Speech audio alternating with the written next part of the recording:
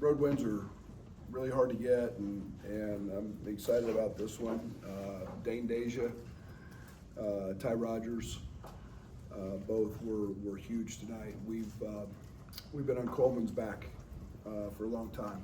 Coleman's been such a dominant player for us on both ends of the court, and Dane hasn't gotten a ton of minutes with the way we've been playing, and for him to answer the call and be ready speaks volumes to who he is as a person and what a great teammate he is. I couldn't be more proud of him. Ty Rogers, I thought, was dominant. I thought Ty dominated the game. Everybody keeps putting 5 men on him, and we just keep laughing because he's our best post player. He's got great low post moves and feet, and it's 5 of 6 and double, and that's 27 minutes. And I thought defensively he was all over the place. So those two guys I'm going to single out. Obviously, Terrence got back, and I thought the job he did on Bruce was huge. I think Bruce is one of the top point guards in college basketball and obviously in this league. And I thought his bulldog mentality, bulldogging over screens, his size and strength is 6'6", 220. Then it gave him a little injection in terms of his energy and getting out in the open court. So we knew we would get an angry Ohio State team, and I thought they played great. Chris, a terrific coach, and they threw everything at us with the 1-3-1, and they're going to win a lot of games here down the stretch. Go ahead, Scott. How important is it for Ty to maybe offensive rebound like he did when he's being loosely guarded and maybe has free run at the rim? Yeah, it's not rocket science. That's one of the things he was elite at as a freshman. He was one of the top guys in the Big Ten for 40 minutes, rebounding the basketball. And again, we played him a lot as a 4 and 5 last year. And when he's around the rim, he's extremely effective. He's got long arms. He's got very, very strong hands, and doesn't get bumped. So you got some easy baskets that way, and help change the game.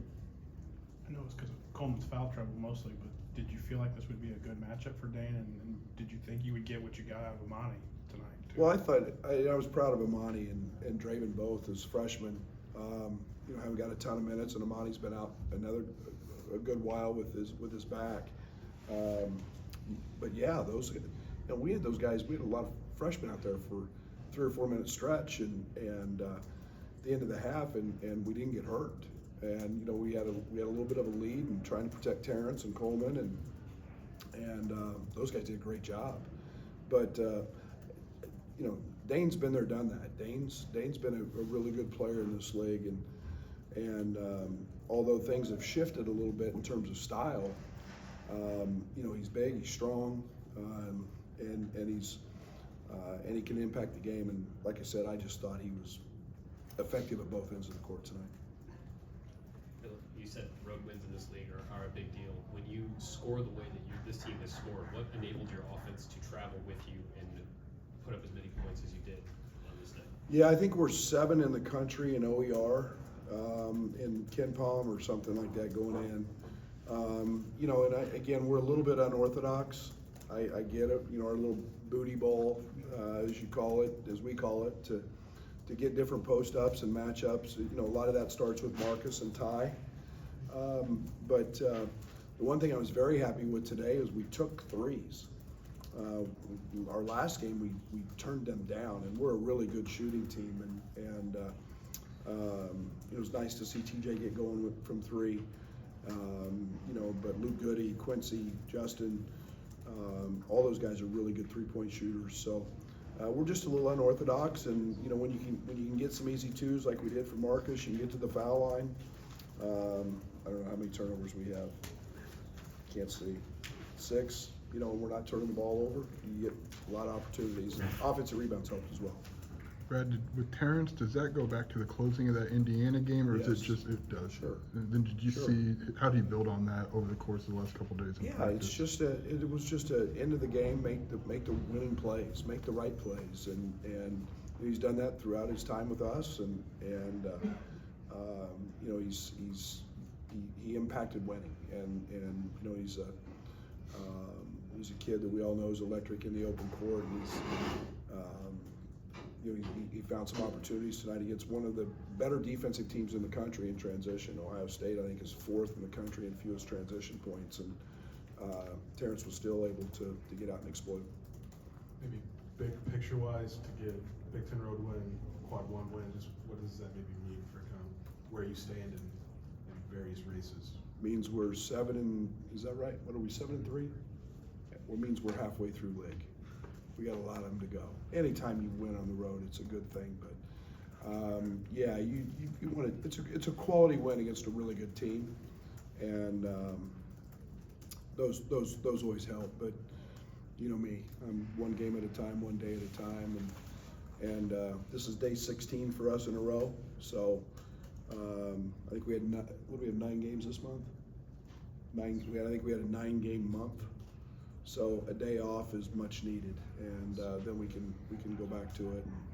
But it's nice. It's a nice way to kind of put an end to that streak. How much confidence can that 4-minute stretch to close the first half with Dre and Amani give you? Was nervous. I'm not gonna lie. I mean, you want to end the half the right way, and you've got guys out there who haven't done it, and yet we did it. Amani got just a nice layup, and yet they did it defensively at that end of the court as well. In the back, you mentioned your Ohio State's talent. You talked positively about Chris Holtman. I'm curious, as you watched this team in the build-up, maybe from your eyes, why hasn't it worked for them as much recently? What's her record? 13-8. I'm not there every day. I don't know. That'd be just complete, complete speculation. I don't do that.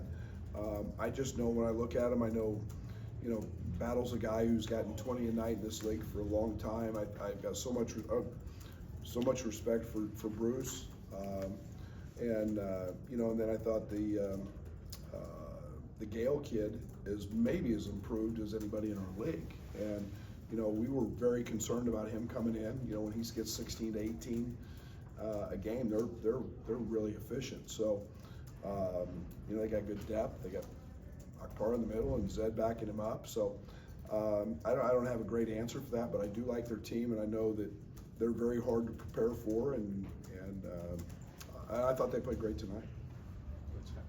End of the first half might have been the best defensive stretch of the game. Honestly, it was one nice. What did you like about that, and maybe what did you think about the defense overall tonight? I think it's give Ohio State a lot of credit. I thought they did a good job. It became a lot of isolation stuff. I think they made 4 threes. One of them was with 1.7 seconds to go on and out of bounds and Quincy messed the coverage up. One was off an offensive rebound that we should have had. We didn't give them any threes, and that's what we do. But I thought it forced them into some isolation stuff, and they're going to score some baskets. And again, it becomes really hard to make a lot of twos. But I thought our defense on that stretch was great. I thought our guys had great energy. I knew going in I might have to play some more guys because of this stretch a little bit, but I'm never very comfortable without Coleman on the floor, to be truthful. And I thought we responded in a great way. Right. About halfway through here, you faced 5 games without Terrence in the Big Ten. Now you got him back. You feel like you're starting to get that momentum you had before with Terrence, and what does that mean for your team here in the second half? Well, I think it's not just him. I think it's the first time we've been whole. I think in quite some time, getting Amani back. We've been without Nico for a long time, and tonight wasn't a night for Nico, but he's shown promise. So all those guys have been really, really good for us in different points of the season. So obviously, Terrence is a guy that's a focal point of most opponents. but I think it's very comforting to me to know that we've got the other guys as well that I feel good about. And like I said, I'm just tickled to death for Dane.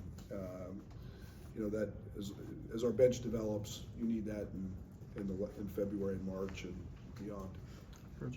What have you seen from the rest of your team in these 4 games, and even the first half tonight, as they tried to incorporate Terrence back? I mean, obviously you guys are playing well without him. How have you seen them kind of adapt in those 4.5 games? Yeah, well, I think I think one thing Terrence has done is not forced anything.